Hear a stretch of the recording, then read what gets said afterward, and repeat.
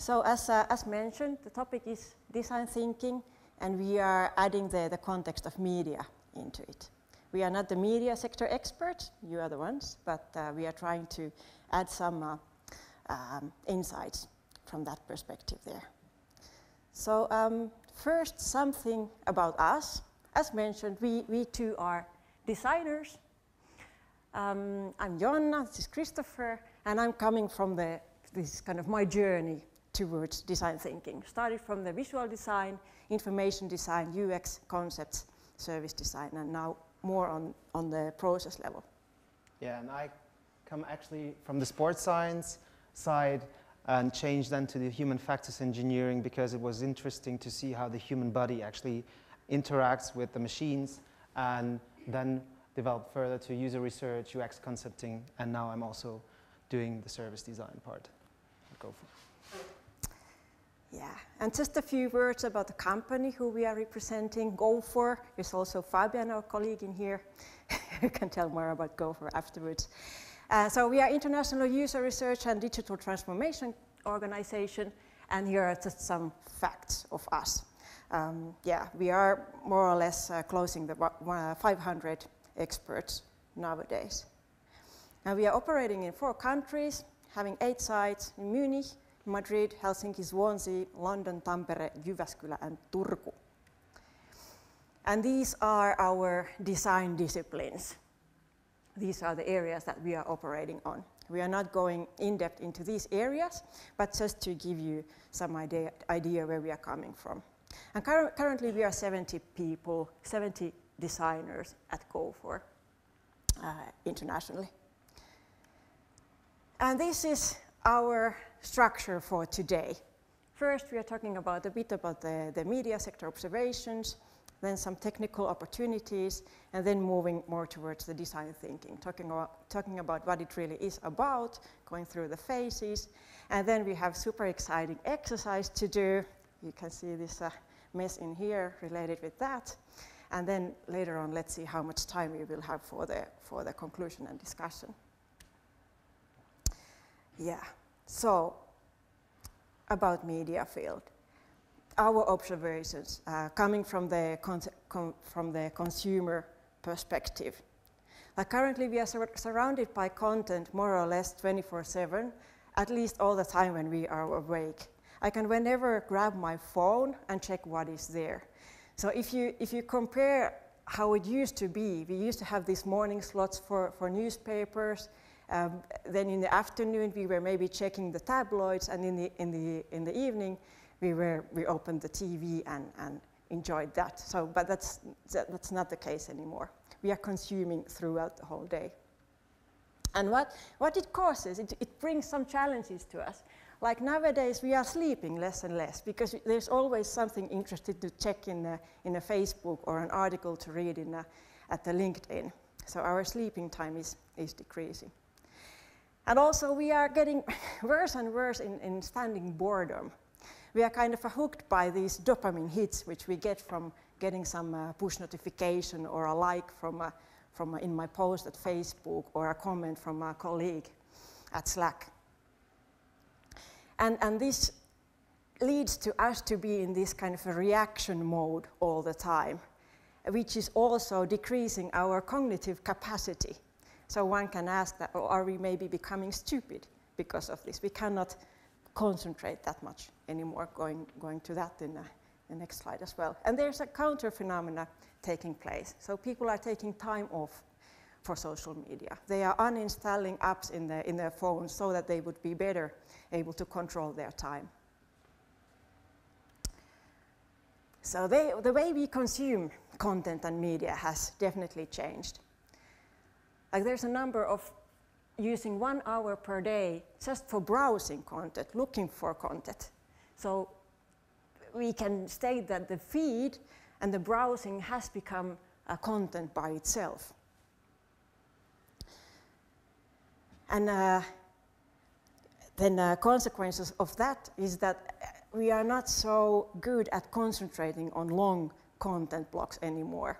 When it comes to, for example, text, in the mobile phone, you can pretty much grab like couples of paragraphs, but to be able to digest like a A4 amount of text is pretty laborious nowadays. People don't do that. They expect to have really short amount of text and condensed information.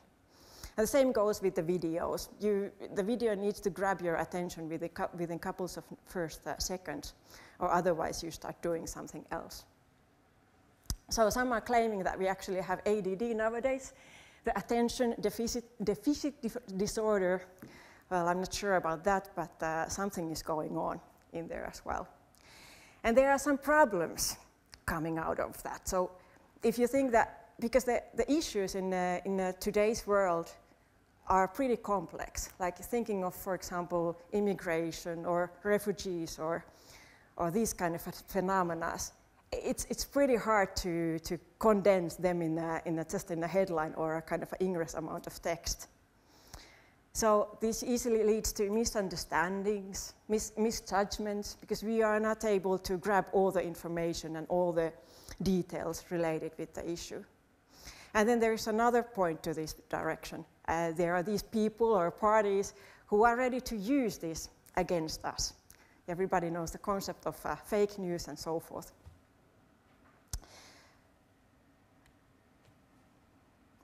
So then about these terms, fluid consumers and liquid sectors, meaning that as a consumers, we are kind of ready to float from one medium to another.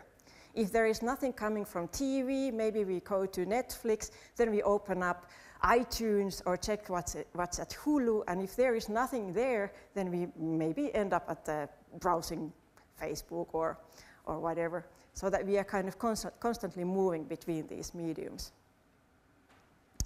And also the devices are changing their shape. Like TV is not just for broadcasting anymore, it's also a mirroring and streaming device. Yeah, and then about the sectors.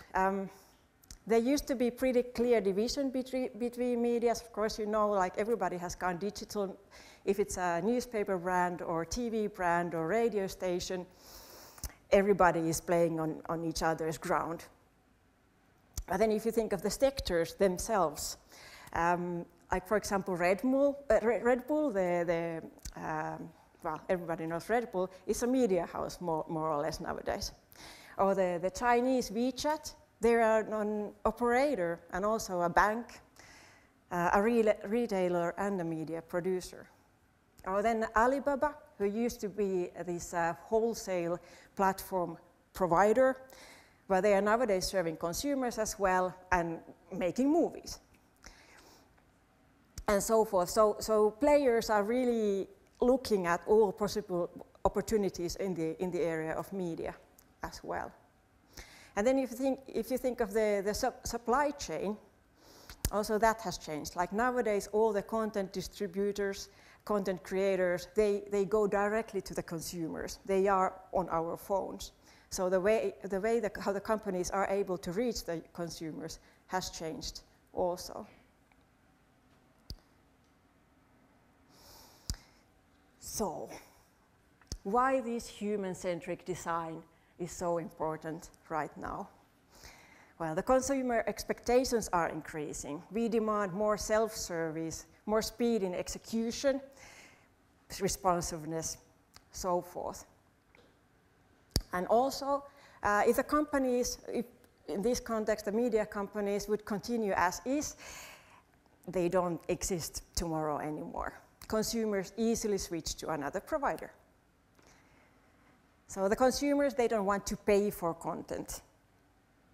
And this causes the pressure to reduce costs, and then we need to focus. And to focus, we need to better understand what are the user needs, consumer needs. And then when it comes to technology, it cannot be the answer by itself. There needs to be the understanding of the consumer's needs, and then we can search for opportunities on the technological sector, how we could face those needs. And moving onwards on that area. Yeah. So, to Christopher. I don't want to go too much into detail about the technologies here, but more in the sense of like how AI, machine learning, virtual reality, augmented reality work with the media sector today. Some do more and some do less. And if we think about where we actually see artificial intelligence, we often see that in these sectors like marketing and advertisement. We see that as a service comprehension, search and classification to actually enhance the search factors, and also for experience innovation. And when we first target artificial intelligence and look at video on demand platforms, so the service comprehension is about understanding what your user wants to see next, like to get his personal interest into the content, what he would like to see. So based on what has been watching beforehand, we are trying to actually predict what he would like to see afterwards. And also when we're searching or doing any kind of browsing, we're actually already kind of triggered by the actual things what we have been searched before, that we get this kind of in advance. And this has changed the media landscape quite drastically in how we actually see these kind of content. But when we look at from the other side, there is also that artificial intelligence can create content. And I guess probably most of you have heard about that artificial intelligence is used for creating weather forecasts or something else. But also today we have Benjamin, which is a artificial intelligence who has created kind of a movie out of like old films, out of scenes of old films. The dialogues are maybe still gibberish and don't make sense, but it's enabling a lot of kind of creativity for the content creator afterwards. So how can I create a plot out of these scenes, for example? We also have Watson, who is kind of creating recipes for all of us. And yet we still need a professional chef to give him the feedback, does it work together or doesn't it not? So if we look at artificial intelligence, it needs still the creative part from us humans to actually be valuable for himself as well. And also when it comes to the media sector, again, Watson was able to help in creating the movie trailer for Morgan. And I guess many of you have heard this, that it kind of helps in analyzing the visuals, the sounds, the composition of the trailers, the dynamics in other trailers, so to figure out of the movie which kind of scenes would fit best for the trailer. Maybe not to tell everything of the plot, but getting into interested, what we already mentioned about it. So we're trying to support the people on that side with creating interesting content.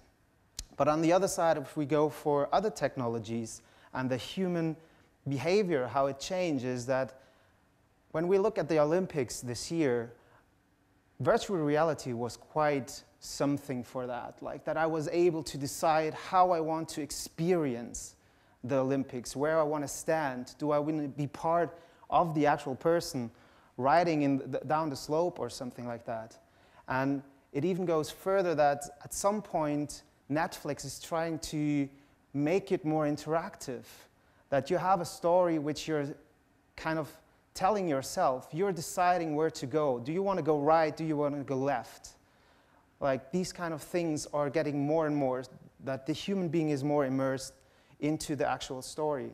And this can go even further, that you actually say, okay, I'm in a holodeck and I'm right in the middle of this story. So maybe I'm the main actor. But in the end, the technology, when we are talking about that, they need to be kind of driven by the human. So everything what this kind of consumer behavior changes, drives, or changes the media market is driven by the human, by the interest of the human. And this is actually when it comes to the era of experience that we want to kind of immerse more and more and get more the content like as we would like to have it best. So we don't need to search for hours to find the right content.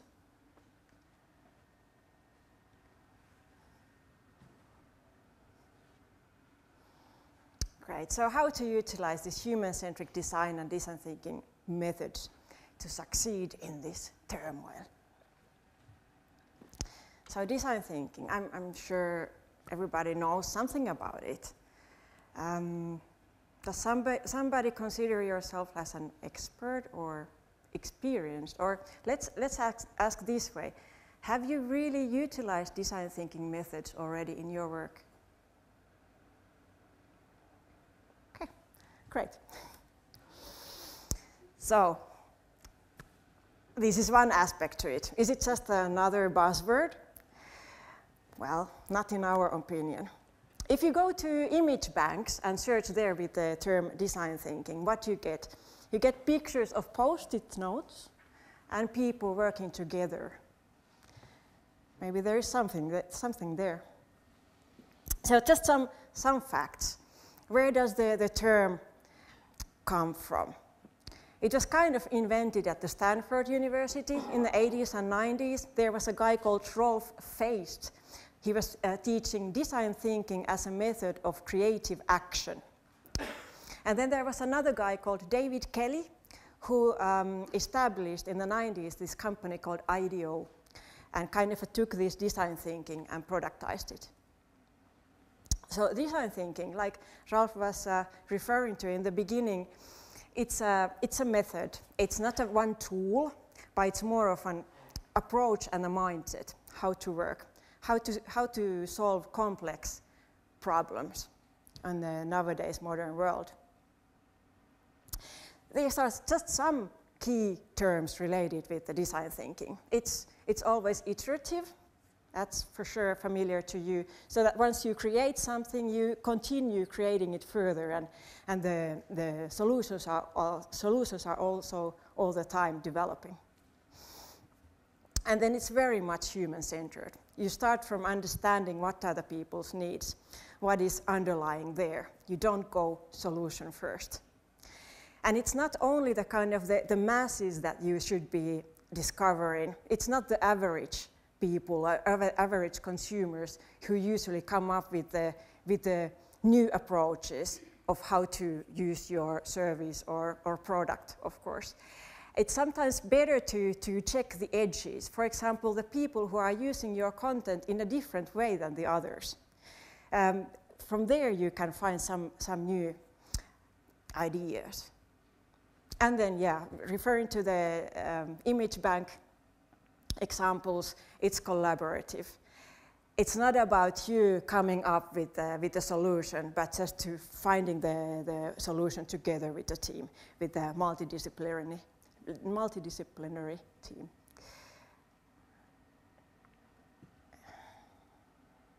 Yeah. So then something about defining the terms. Again, like you said in the beginning, we are not talking about some objects, but there is that meaning in that when you say the design word. So it can be this kind of artifact, this object, or UI screen, something visual, for example. But in this context, we are talking about it as a process of solving problems. And then the actors in this, if you think of the traditional artifact, point to it, these were the craftsmen and artists. And that's also what we still are when we are making UX solutions or drawing wireframes or drawing UIs. But in this design thinking context, we are more of researchers and facilitators because everybody is doing the work. And then the term service design, do you recognize it? Because that depends on the context where we're talking about. Like in Finland, where I'm coming from, service design is more used than design thinking. But they often mean more or less the same things. But you could approach it from the angle that like in our company, the people who are utilizing design thinking methods are service designers. So in a way, that's kind of the design discipline, the skill set at our company, at least. Just if you pump up into these terms. So what is then the designer mindset? If you think of the traditional Western way of solving problems, like you could say engineering way, the engineers gets all the information and then starts to process it in their heads, and what comes out is the correct answer to that problem. But how a designer approaches this is that we get the same amount of information, but once we start processing it, we start creating already all kinds of possible options. And then from that space of all those possible options, we try to choose the best one. We can't say that it's maybe the correct answer, because in the problems of modern world are not such. There usually is not just one answer to anything. So we are trying to find the best possible solution. And what kinds of situations design thinking is good for? Well, for a lot of things. We can solve service-related challenges or product development, or we can try to fix process development-related situations. It's, until now, I haven't found a topic that we cannot approach using the design thinking method. And then about the generic phases, it always consists of collecting information and emphasizing to understand the consumers, but also collecting other kinds of information. And then synthesizing and defining what is really the problem that we want to solve. And then, of course, comes the ideating, and then the prototyping and testing. But Christopher will describe these phases more thoroughly. It's just good to know that there is also this kind of emotional journey going on at the same time. Often, once you start collecting information, you get inspired. I mean, there are so many interesting new things going on that you were not aware of. But then once you start synthesizing and defining, that's the painful path. That's the moment. It can be really, you can be anxious and irritated because you kind of need to force that synthesis to happen. And then you move towards the ideating, which is the playful brainstorming part, and having fun there, and then you move towards the testing, prototyping and testing. Right? So it's good to be aware of that these kind of frustrating moments are part of the process, always. Oh yeah, and related to design thinking, maybe you have seen some of these visualizations before, just running them through quickly what they are about. This is kind of the original coming from the Stanford University. So you have, again, the information collecting, the emphasizing part. Then you have the defining, the synthesis, then ideating, prototyping, and testing. And here they are sometimes visualizing it in the circular format because it's kind of ongoing process and not such a chronological one. And then there is something called design sprint. Maybe you have heard this as well, this one as well, and maybe even used it. That's developed by the Google Ventures. They took this design thinking approach and productized it really into this compact 5 days set. You can run it through it in shorter time as well, but five days is the original one. And then yet another way to approach this same process is the double diamond. What I like about this approach is that it kind of emphasizes the direction of the action going on. Like in the beginning, you are widening your understanding, you are collecting information. And then comes the laborious part, the synthesizing, the defining, when you are kind of forcing all that information into compact form to define your problem that you want to solve. And then comes the ideating part again, where you're expanding, you're coming up with a lot of ideas, and then you go towards concretizing and prototyping and testing again. And just to remember that it's never a waterfall. We are telling about this in a linear form, just to understand the whole process. But in practice, we have to be able to switch between different phases, like you will experience later on today. And you can also just take one part of the process and use that. So then to the phases.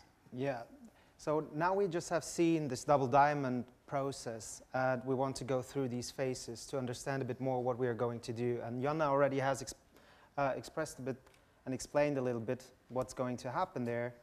For example, in this empathizing phase.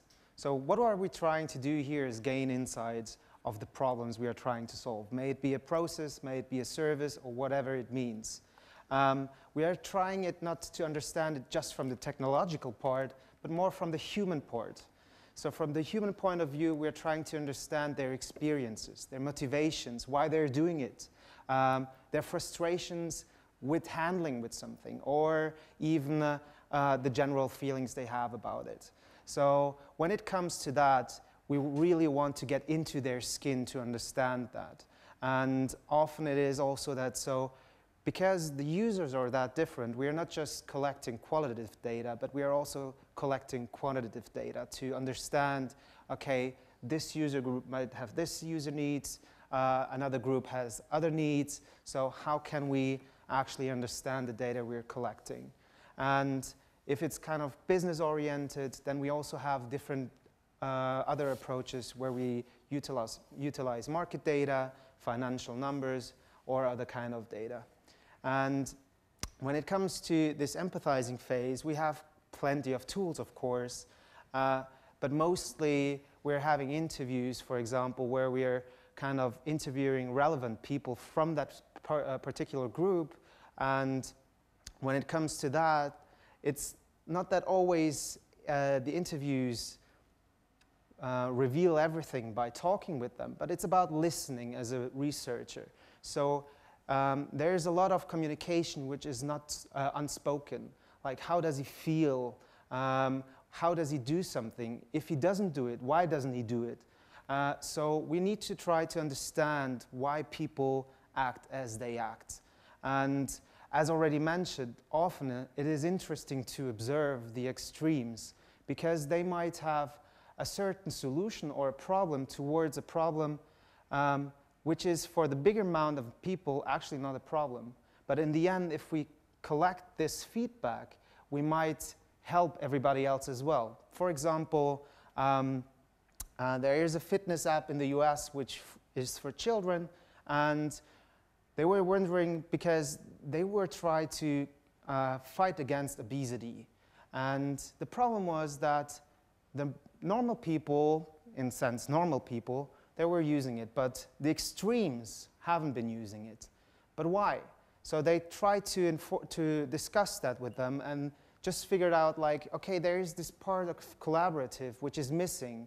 And just by utilizing this, also the bigger amount of people used it even more. So if we look at the extremes, we often can get more insights about the actual problem. And using questionnaires are okay, but they don't reveal everything. So it's exactly what I'm saying with the interviews, when we're actually listening to the person, which brings us more information, like how a person reacts on something. If we're digging deeper, if he's starting to feel awkward by getting these questions, then we know we're getting the right way. And what helps us as a users researchers often is also this kind of service safari, where we actually experience the services by ourselves, so that we actually can get the experience firsthand. And when we have these kind of just to mention that we have some example of the tools that Christopher just showed in here as well, if you want to have a look later on. Yeah, so after we have kind of gained these insights, we are trying to analyze our observations and to define the core problems. And as you can see with the post-its, and already as mentioned, these help us to really cluster it. Because often people have the same problem but talk about it differently. And if you're kind of analyzing it together, you actually can find, okay, this is maybe a major problem. This is what we should prioritize first. But if you're just having your problem for yourself, you might prioritize the wrong thing. And for this, you have different options and different tools as well. So, for example, the problem statement is a part where you actually start to describing the problem from the point of view of that specific human, and the need of their essential insights about that. And with this octopus clustering, this is kind of a round-based cluster or collaborative method where you, like every round, you switch a little bit the role, the kind of point of view towards the topic, and then the post-its will be kind of clustered differently to analyze where the problem is. And for the last part, this dot voting is a great method to actually prioritize one of the first problems you want to solve. So you actually just have dots, as Jonna is going to show, and just found some in here. Yeah, and then you have, like, for example, there's plenty of problems, but everybody has 3 dots and can go to the whiteboard and just put it on the problems which he thinks are the most interesting or the most bothersome ones. So that's how you can kind of prioritize it. Once we have prioritized the problem we want to solve, we come to the next phase, which is the ideation phase. And here we want to be really crazy about the possible solutions. We don't want to kind of restrict ourselves what is possible by technology or something else. We might even take some technologies which are used completely different area, lighting system at the airports, which help us to guide people to a certain place. Why not? Like, there is no right or wrong answer. There's just something which fits better than something else. And to actually enable this ideation phase and get to a really great solution, we have to have a lot of ideas which compete with each other, and then we will have a better solution in the end. And as already mentioned, it's not about like one person finding the best solution. It's about like being collaborative and getting the feedback. What is the problem with this solution which might fit best, but how can we make it even better? And for this purpose, we often have then these kind of tools that you're trying to sketch alone first, for example, the crazy 8s. And when you have sketched like within 8 minutes, you're doing 8 sketches, and then you show them to someone else, get the feedback, and then you can iterate it again.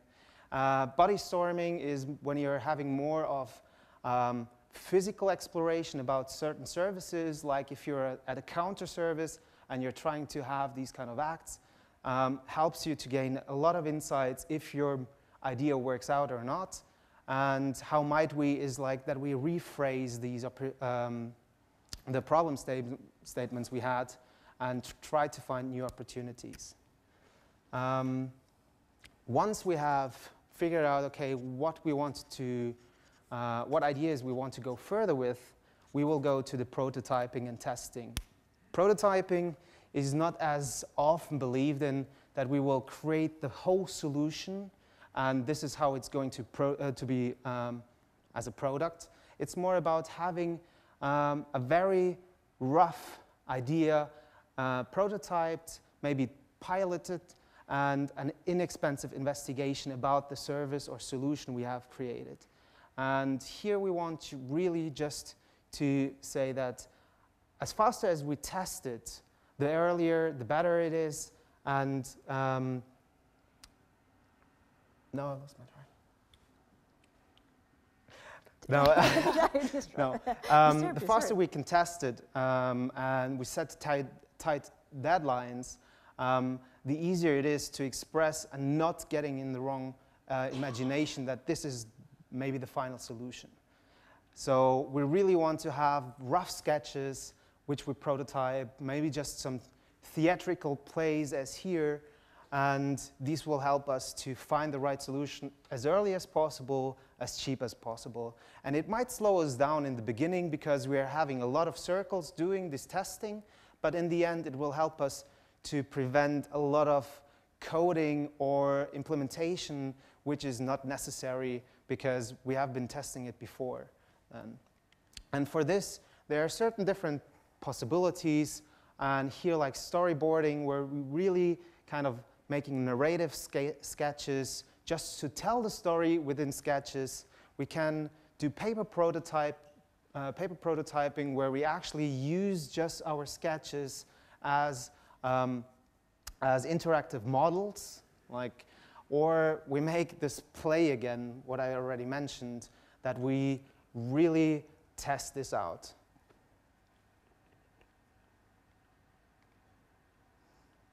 All right, folks, are you ready? It's your turn. So let's try to demonstrate this process in action. We are not going to cover the whole process, but taking some parts out of it. Because we are claiming that you can't really know what it is about unless you try it a bit. All right, so we are going to share some materials from here. So we ask you to find a partner. So pair up, please. And if you are behind there, please come forward a bit, if possible. So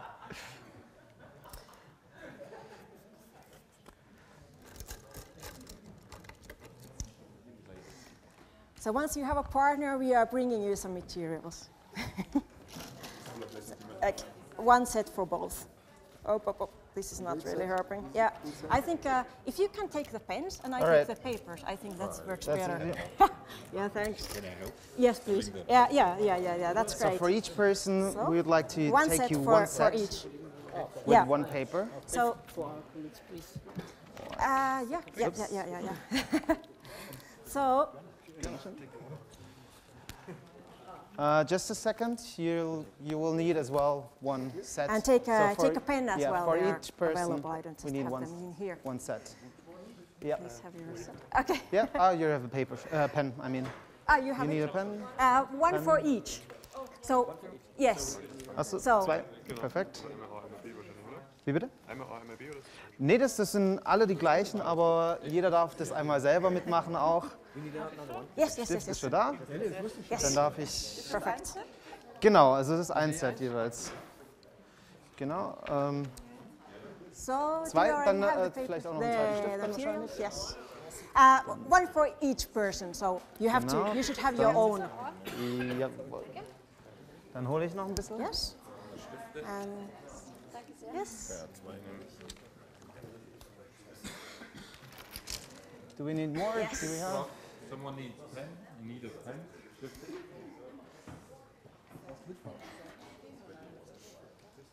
Would you like to get Everybody has one? the materials back in here as well? Just to have a look how it goes.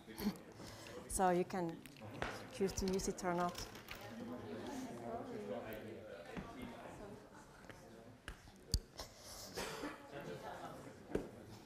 Each team one. No, each team should have 2 of these so that every person should have your own set of materials. You will be playing the both parts of this exercise. And pens for both as well. Ich glaube, da drüben wird noch eins gebraucht. Stift schon vorhanden? Passt.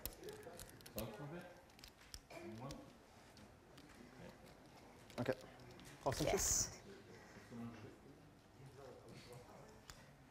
Ich habe irgendwie einen Teil verloren. Yeah.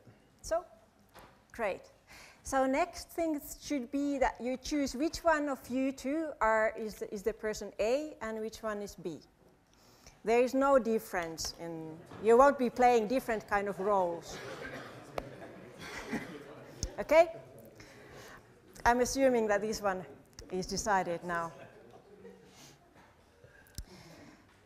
you want to write with this pen, you have to remove the ball. Yeah, the red ball, that's true. Otherwise it's a bit challenging. All right. So these are the exercises that we are going to run through. So we will quickly test a set of tools. And you don't have to share anything in public. This is just for you to test this out. And we are sorry because we will be interrupting you a lot, and it might be annoying at times when you just feel that you are getting into something important and then we ask you to stop. take it as a good sign. You were on something in there. Cool. But first, let's warm up. This is something that we do always when we are starting a workshop. So you have the instructions in there. Please take a... So the task now is to draw your partner. You are doing at the same time, just watching to the eyes of the partner and not watching the paper. You will have 1 minute for drawing your partner, and the time starts now.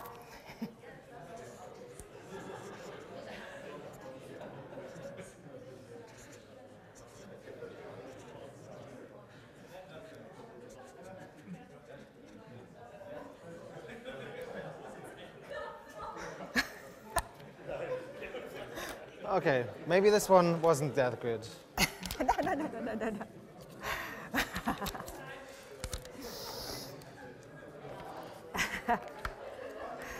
Don't watch your paper while you are drawing. Just watch your partner. I know. And the time is up. All right, now you can look at your masterpieces.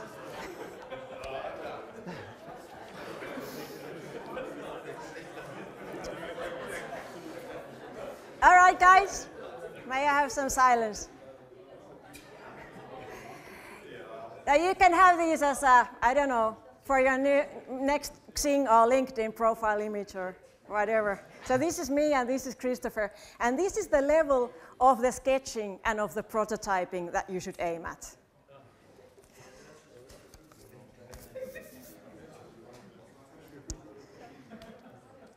Do you want to continue here? Okay. All right. So then let's move on to our challenge that we want to solve. So our task now is to try to make the video on demand experience better. And let's move on to the actual task papers. Please take this paper in front of you. And we will start by interviewing. The A will first interview the B, and then later on we switch the roles and B will be interviewing the A, and we will have 3 minutes.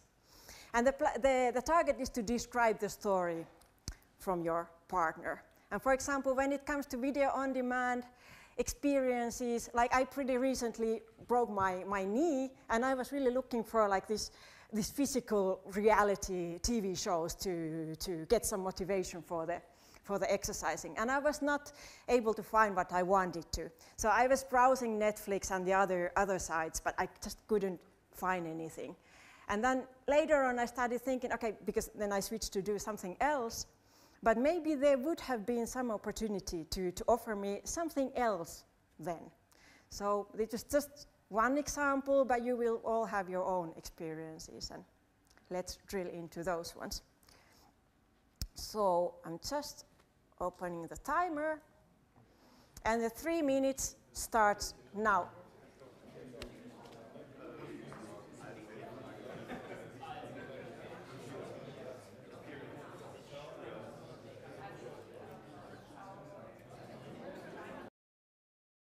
Okay, fellows, time is up. Now please switch the roles, and the B starts to interview A.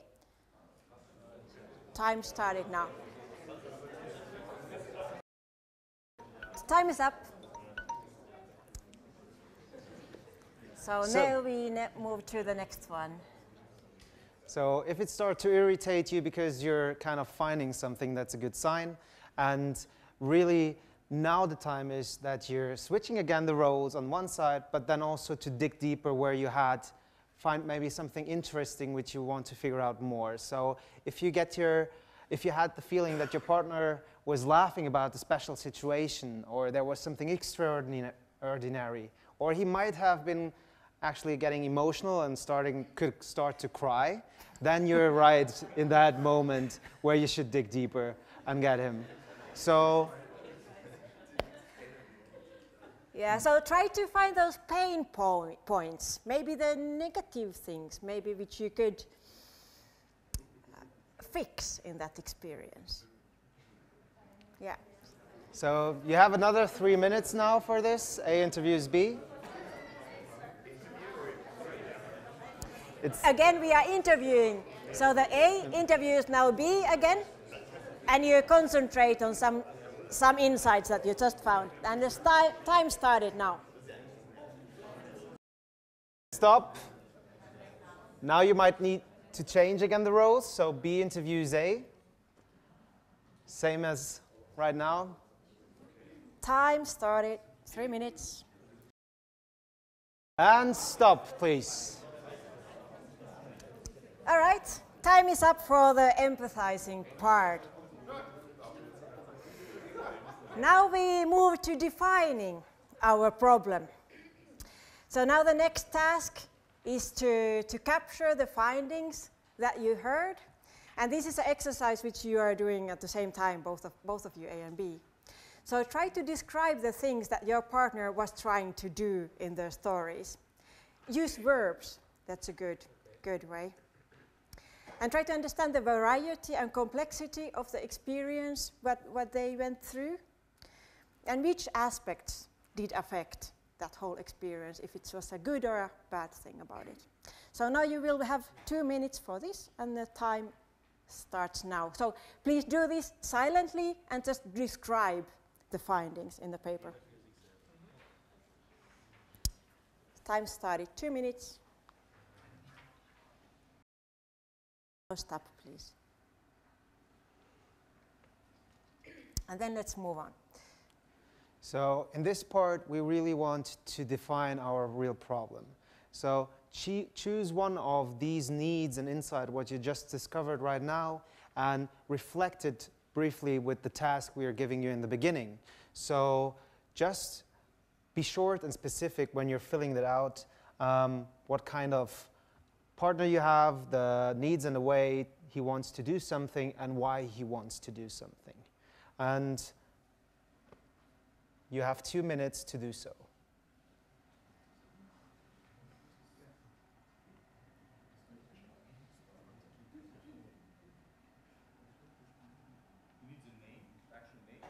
Partner A, partner B is fine as well. Christopher needs to do something. Needs All a right. way to find a really cool soccer show in there. But he cannot because something. Oh, because. And stop, please. All right. Now we move onwards to ideation. So this is about quantity, not quality. Remember those sketches that you made out of your partner in the beginning? Don't think too much about the quality. So you will have 3 minutes to ideate solutions. Be radical. Think about time, travel, teleportation, whatever crazy comes to your mind. Don't restrict yourself. Try to create at least 3 sketches now. So the 3 minutes starts now, please. Up, please. I have to say that when I was watching your faces while you were doing the defining phase, you were pretty serious. Like, But now in the ideation, I saw you smiling. All right. So next I want that partner A shares his solution first with partner B again. So telling him what you were meaning by that, showing him the sketches, and then collecting feedback. Here it's also important to collect critical feedback because we want to enhance it afterwards as well. So this is not a validation if it's working or not working. It's about more testing out what is good and what is bad, what can be improved. And you're kind of collecting material for your next versions. Correct. So you have 4 minutes for partner A to explain it to partner B and collect also the feedback. And stop, please. Now please switch the roles again. So B shares his sketches with partner A and captures the feedback from him. You have another 4 minutes, and the time starts now, please. And stop, please. Let's move on. Next, choose one of your sketches that you did, reflect what you just heard from your partner, and generate a new solution based on that. You can even ditch those sketches if you are not happy with them, and you can come up with something totally new. It's totally up to you. So we are again doing this alone, silently, and using 3 minutes for this. You can start. Want to do it? And stop, please. All right, the last one. So we will just repeat what we have been already doing before. We want to test it. So partner A is sharing his iterated solution, maybe a new solution, with partner B, and capturing the feedback based on these 4 boxes, like what can be improved, what worked, what questions were arisen by that, and which new ideas came by that. So for this exercise, you will have just 2 minutes now. It started now. And stop it. So now, please switch again. Partner B will share now his solution with partner A and capture the feedback of his last sketch. You have again 2 minutes for that. And stop, please. Great. Congrats. You did it. You went it through. Just quickly referring to the double diamond model. Now we went through the emphasizing. You had the initial problem statement or the challenge to solve. Then you defined it, and you defined your problem, and then you started the ideation. We didn't go through the prototyping and testing. Of course, we did the testing throughout the whole process, as you saw. And you kind of prototyped with your initial ideas already, but we didn't follow the kind of on that chronological order until the finalized prototype. So how did it feel like? How did the pace? Was it fine?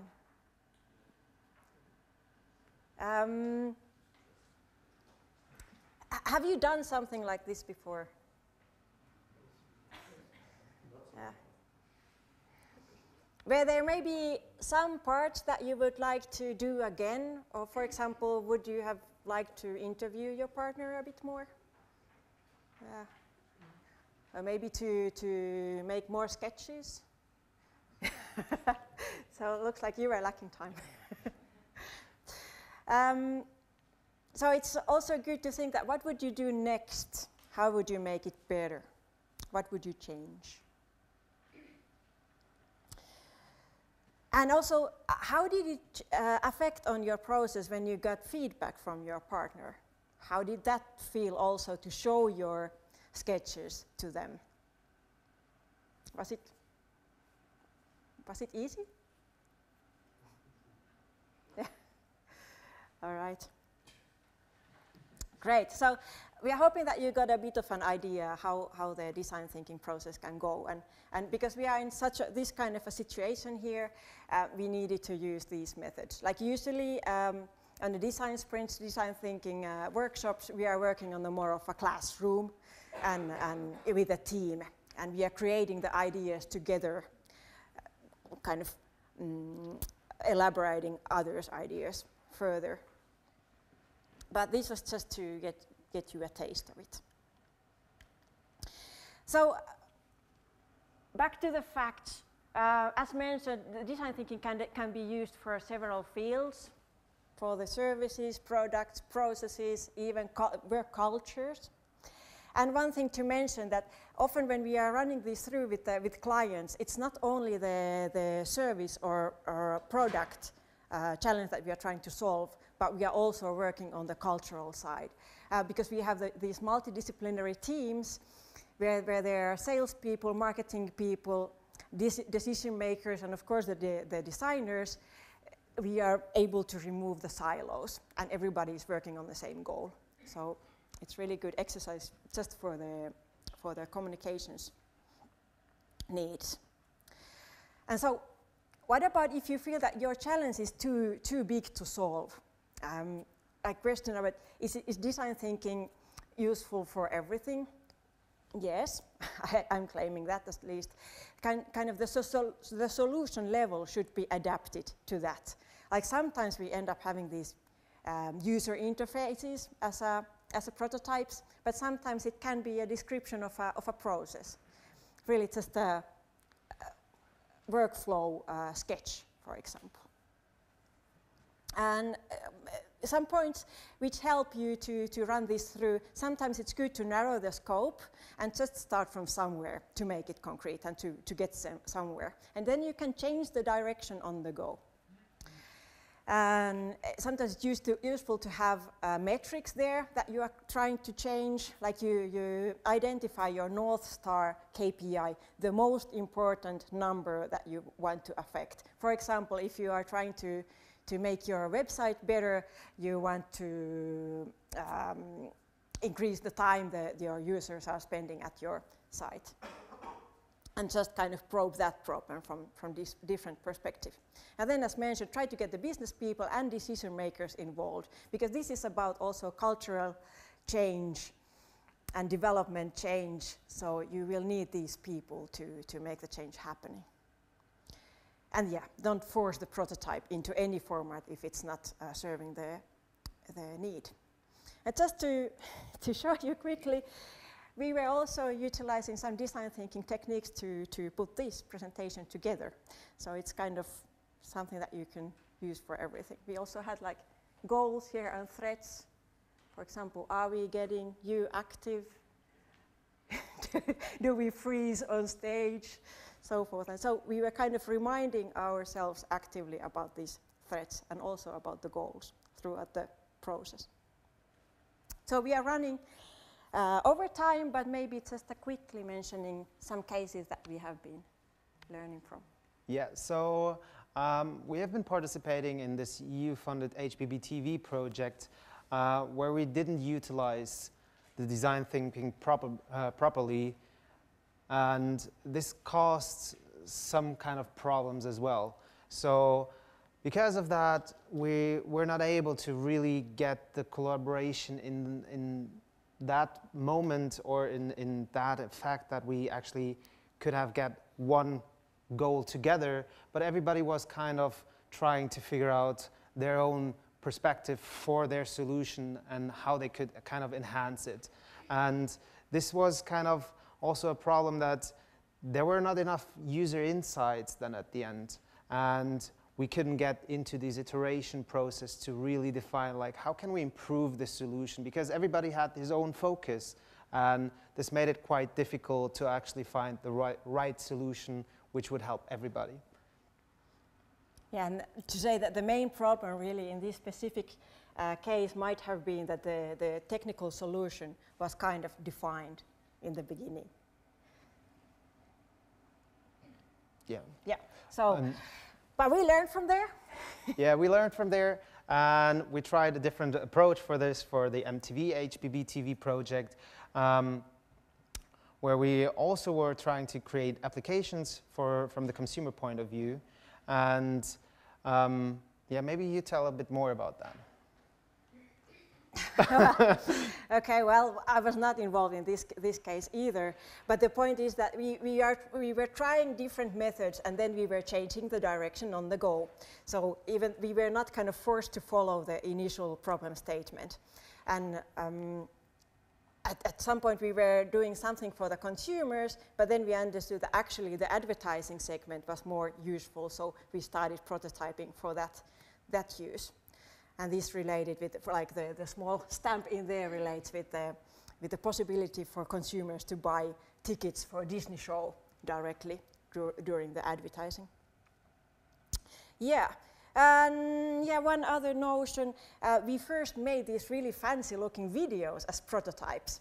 But when we were trying to test this concept through them, they just didn't work out. So we kind of took a step back and used our really draft, quick and dirty sketches to prototype the solution idea. And that worked much better for communicating the idea. But that's about it. Here are some big words, some wise words. About design is about first understanding your core purpose in the eyes of your user, customer, consumer, and then designing every element and all your activities to fit that purpose. So don't start by choosing your solution, like technology in this case, if possible. And everybody in the organization should be listening to the consumers, because then everybody just naturally starts to innovate, because then they have somebody who they are really working for. They are not working for their bosses or for their teams, but they are really thinking of the end user of that solution. So all this process requires that you throw yourself in the game like you did today. You collaborate and co-create. And it's about doing things together. It's not me coming up with a great solution idea, but it's about creating the solution together. So we hope that you will give it a try in some format as soon as possible. Thanks.